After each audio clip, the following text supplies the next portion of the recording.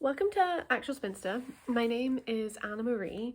There is a link in my description box to a GoFundMe for Allah and her family whilst they're stuck in Gaza. Today's video is like an overview of like the books that I read from my more long-term TBR that have been on my shelves for a while. Yeah, I partially wanted to do this because one of my challenges for this year for reading was to read at least 20 books on my TBR from before 2025, and also just to have that like at a percentage of, I think, between 30 and 40%. It's not quite the end of the year, so I'm not going to calculate that yet, but I will probably post this when it's near the end, and I will have that data, so I'll probably like indicate that somewhere. Yeah, and I guess I just wanted to like go through because I feel like I've been pretty successful and I'm really happy with what I've done. There are a few books that I have either like lent to people or I have gotten rid of having read them, but I'm counting them on this list anyway because I read them in 2025. Obviously these are books I have talked about already because I've been talking about my reading on this channel for the past year. So I'm not going to go into super detail. Let me know if you do have questions about any of these books.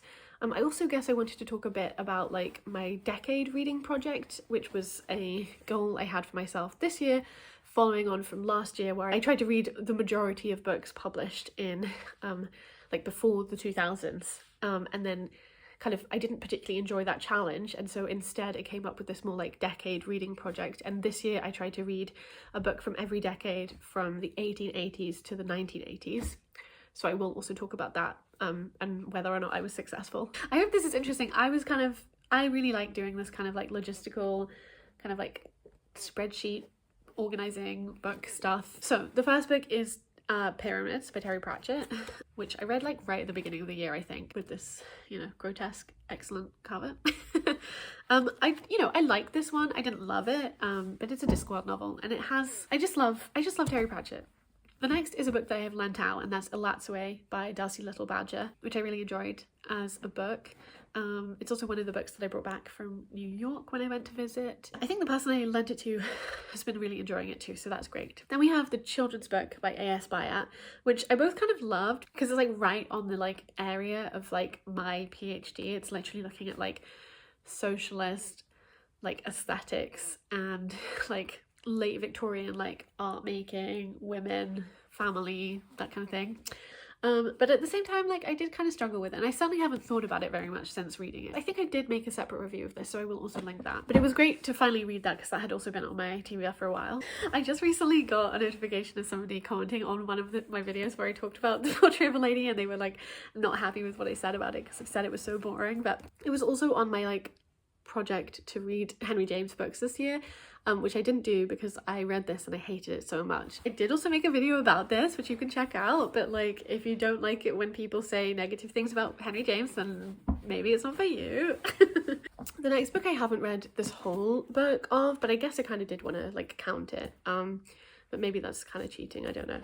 But that's so I read When Hitler Stole Pink Rabbit from this bind-up of the series called Out of the Hitler Time by Judith Kerr, which I really loved. The next book is Liza of Lambeth by W. Somerset Maugham, which is crazy. This feels like such a long time ago that I read this. I wanted to really like this and I didn't like it as much as I thought I would. A book that I have given away, but I would still count on this list, like I said, was Private Rights by Julia Armfield, which I thought was also okay. I liked parts of it, but I think there is like something about Julia Armfield's work that just doesn't really work for me, partially because like I guess I'm just not that like into horror. But yeah, I just found like the ending of the book really unconvincing, and like yeah, that was kind of unfortunate. The next book I read was a book that has been on my TBR for a really long time, and that was Mammal What We Called Now by Jacqueline Maslon-Amar, translated by Francine York. It was really good to finally read this.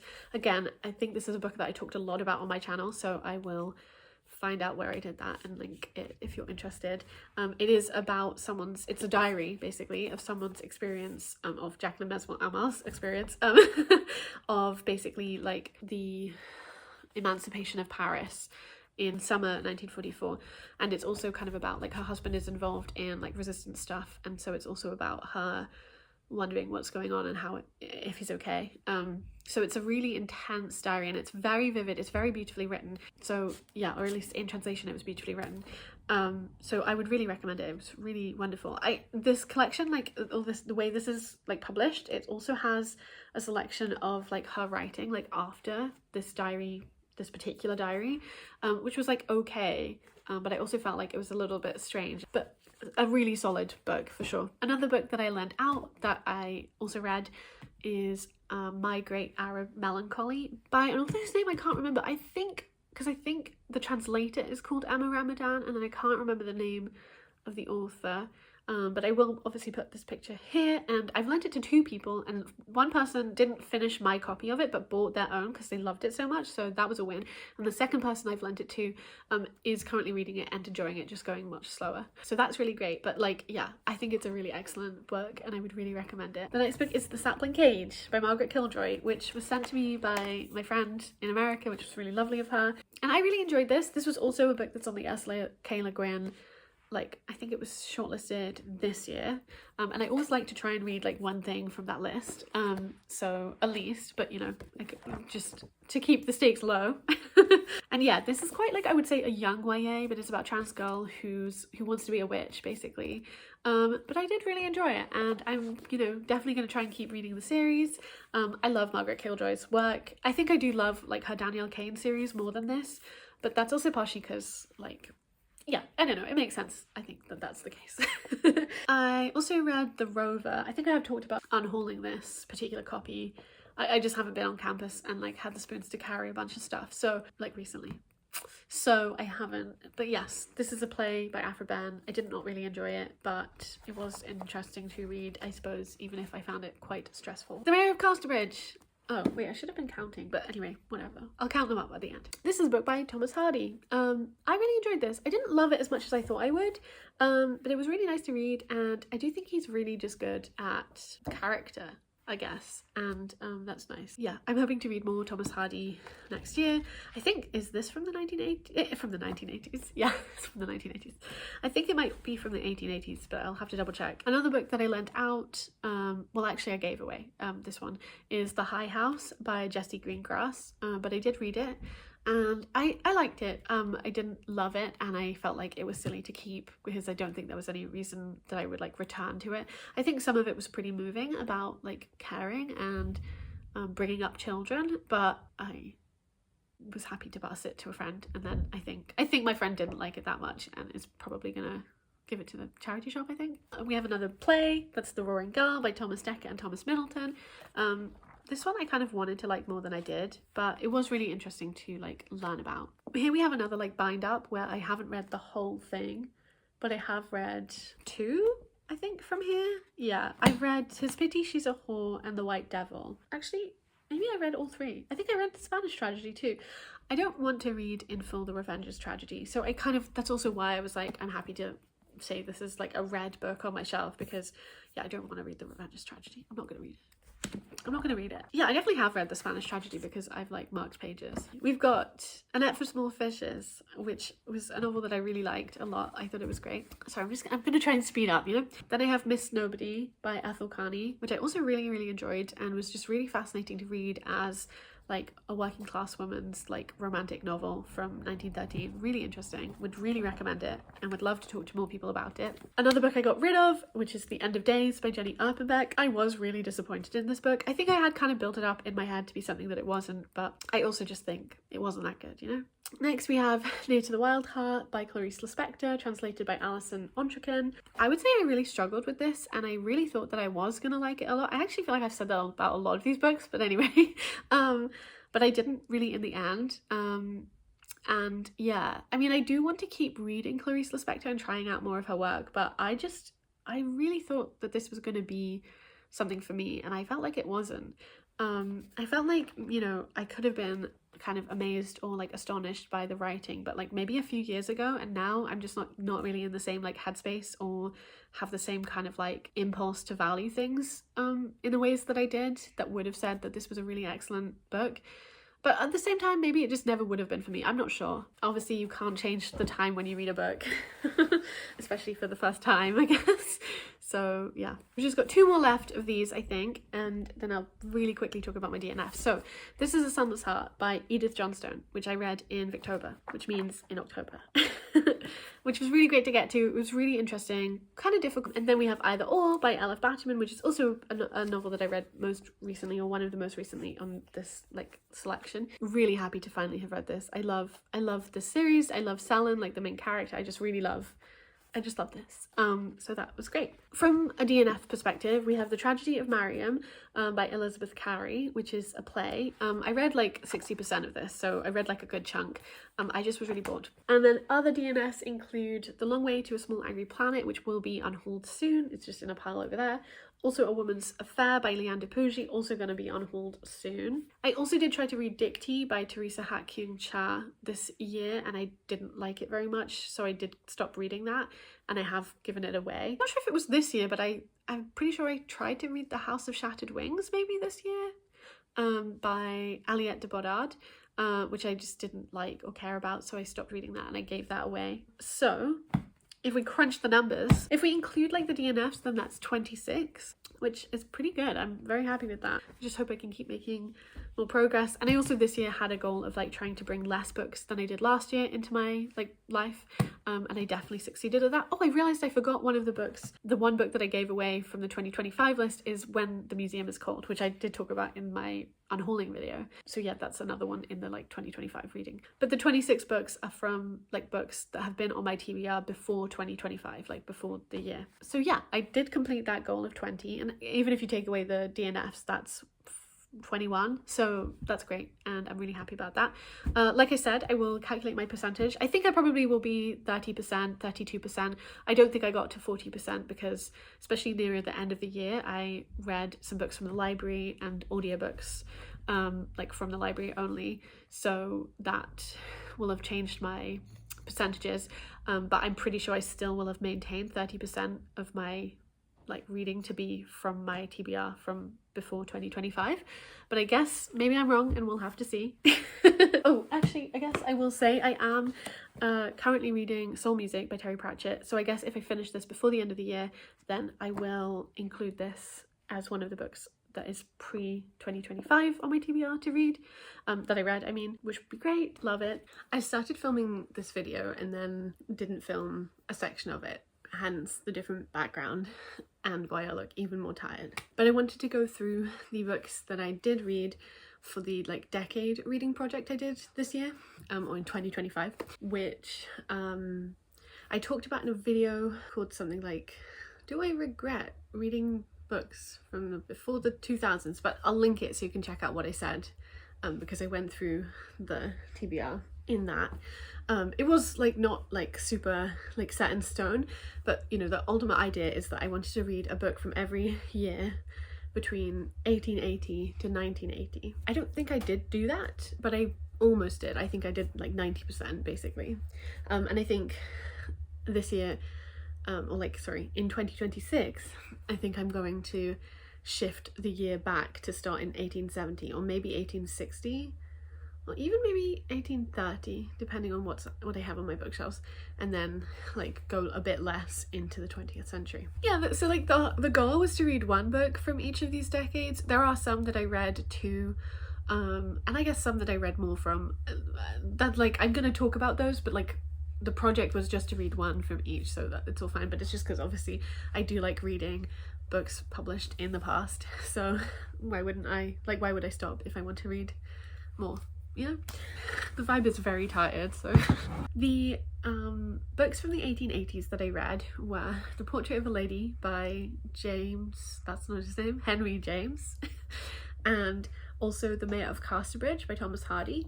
I did technically read The Portrait of a Lady first. It was also sort of part of another project, which was that I wanted to read a bunch of Henry James in 2025, and I made like a whole video and a whole plan for that, and then I read this one book from him and hated it so much, so I kind of gave up on that project. But yeah, so I definitely covered the 1880s. The 1890s, I suggested 2 books in the original video where I talked about this TBR. The first was Esther Waters by George Moore, I think, and the second was A Sunless Heart by Edith Johnstone. I did read A Sunless Heart, and so that's great. I did also read, I think, one other book from the 1890s, and that was The War of the Worlds by H.G. Wells. Yeah, they were both like interesting books. I definitely preferred A Sunless Heart, but it was quite like intriguing, I guess, to finally read like The War of the Worlds by H.G. Wells, which is this like kind of seminal in terms of the history of science fiction and the development of that like as a genre book this year, to finally kind of actually have read it, because I feel like I know a lot of the like tropes from it because I've read other work, but lots of them were kind of instigated by this one particular book, so that was sort of interesting. Actually, I also read, and I think I did also mention this book too. Sorry, I did have another 1890s book, and that was Liza of Lambeth by W. Somerset Maugham, which I did also read last year. For the 1900s, I DNF'd one book, which was A Woman's Affair by Leanne de Pougy, which I think is from 1901. I did read in full A Girl Among the Anarchists by Isabel Meredith, which was on the original TBR. And I did also read Sultana's Dream, which was not on the original TBR, but that's from 1905. And yeah, the one book that was also like part of a secondary challenge as well, which was to read like French literature that was from 1900, was Claudine at School by Colette, which I didn't read. I did bring it on this trip because I kind of hoped that I would maybe read some of it, but I haven't, but maybe I'll start reading it in January. I did fail fairly the French reading that I wanted to do. I think I read like 2 French books, which I guess is better than 0, but wasn't really what I wanted. For the 1910s, I read Miss Nobody by Ethel Kearney, which was the book I picked out, and also, yeah, was what I read, so that was really great. For the 1920s, I don't think I read any of the books that I mentioned in the original video, but I did read one book. I did want to read more, but I was also like, I guess now that I kind of, as I try to like accept myself a bit more where I am and where my capacity is, like I'm trying to make goals that are like achievable as opposed to goals that I always fail at, which is why I think like a goal of just reading one book is kind of nice, because then you can do that and like you can consider the goal like complete, even if you maybe would like to read more, because yeah, I kind of wanted to read more than one 1920s book, but I said like at least one as the sort of goal for this year, and so like I did do that, so that was good. And hopefully next year I will continue to read some 1920s books. Yeah, and that was Potterism by Rose Macaulay. Did I actually say that? I read that. I've talked about it so much, so I won't go into it. I didn't read any, I think, of the 1930s books that I showed, which is a shame, because yeah, there's this one like Yiddish story collection by Miriam Karpilov that I do really want to read, and I think now it has been on my bookshelves for like 18 months, so hopefully in 2026 I will read it. But I have talked a little bit about how I have like a plan to read some short story collections in 2026, and I might make a video kind of about my plan to go about that, because I think I'll use like a dice to make it kind of fun for me, because I find it kind of hard to read short story collections. But the thing that I did read for the 1930s was Homage to Catalonia by George Orwell, which I actually read with Mari, who's right over there. And we filmed a video review of it, which I will also link if you would like to check that out. I thought it was a pretty great book. Yeah, I thought it was a really interesting account, and I think it's like worthwhile to read and kind of think about in terms of like tactics, like leftist unity. For the 1940s, I read 3 books, but the one book that I read that was the one that I picked out for this decade reading was Near to the Wild Heart by Clarice Lispector, and so I did read that, and this, sorry about the sun on my face. Yeah, and the other 2 books from the 1940s I read in the past like 2 months of the year, and that was Olivia by Dorothy Strachey, and I just read The Member of the Wedding by Carsten McCullers, which I think is from 1949. For the 1950s, I didn't read the Natalia Ginsburg book I had picked out, which was All of Our Yesterdays, I think, and instead I read Maman, What Are We Called Now by Jacqueline Mesnard-Amar. Sorry, I just moved the frame to deal with the sun, hopefully. The one decade that I didn't read anything from, I think, was the 1960s, so I didn't complete my challenge, but I feel fairly like fine with that. I'm much more interested in like filling out the like earlier parts of between 1880 to 1980 than the later ones. I think last year when I did this challenge I also didn't fill out one decade, but that was the 1930s, so that's kind of, you know, seems like a trend where I can get almost all the way but never quite fill in a full like decade, but that's fine. I'm happy with that. Like, it doesn't really matter. For the 1970s, I didn't read the book that I picked out, but instead I read, actually I think all of these 1970s books are like kids books, but the first 1970s book I read was When Hitler Stole Pink Rabbit by Judith Kerr, which I really enjoyed. I actually gave it as a gift to someone because I thought like she would really enjoy it, especially because it's like about this girl who has to go to other countries and like become proficient and fluent in other languages than her mother tongue. And so I gave it to someone who had a similar-ish experience, not to the same degree, because the reason why she's leaving the countries is because of like Nazi persecution, but I thought that that would be kind of interesting and nice for someone else to read. And I think it's, yeah, I think it's like a really like good book.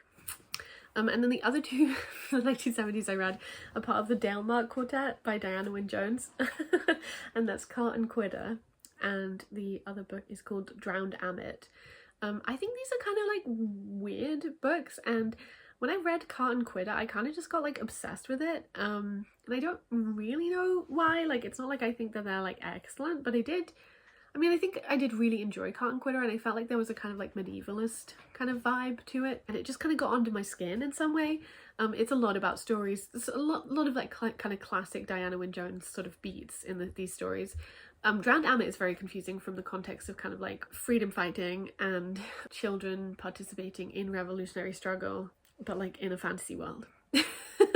Whereas Cart and Quitter kind of focuses more on like one particular family, and they go around from town to town and stuff, and it's set in this world where there's like a north-south divide in terms of like politically quite turbulent, which can be kind of read in lots of ways, but obviously during the 1970s there's definitely some kind of like Irish potential connections going on, even if I don't think that it's like 100% supposed to be like Ireland, and I think the area it's sort of set is more connected with like Wales really than anywhere else. But you know, there's obviously lots of ways you can read like a sort of north-south divide for sure. So yeah, I also read those. For the 1980s I did end up like trying to read Dictee, which was my original choice, or like one of my original choices for the 1980s, but I did DNF that because I just wasn't really enjoying reading it. But I did end up still reading a 1980s book. One of them was Pyramids by Terry Pratchett, which was on this list already, and the other was, I guess, a recent reread of Oranges Are Not the Only Fruit by Jeanette Winterson, which was published in 1985, I think.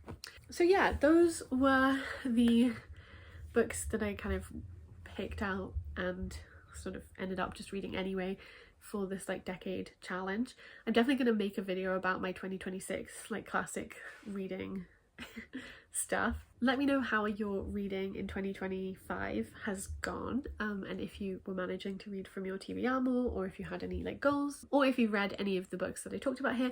I'll definitely try to like kind of collect the videos where I've spoken more in depth about all of the books that I've talked about here, because I just have like run through them as fast as possible. Yeah, I mean, I think if we're being like charitable towards ourselves, which I think is good to try and do, I guess, I feel like fairly pleased with my success with my challenges, even if in lots of areas I don't think I did as well as I would have liked, and like I didn't pick up books from particular authors like I picked out generally, and like I didn't do very well with my French reading, but with this reading I did fairly well. So yeah, I hope you're having a good day when you're watching this, and I guess like Happy New Year, and yeah, I will talk to you when I next talk to you. Bye.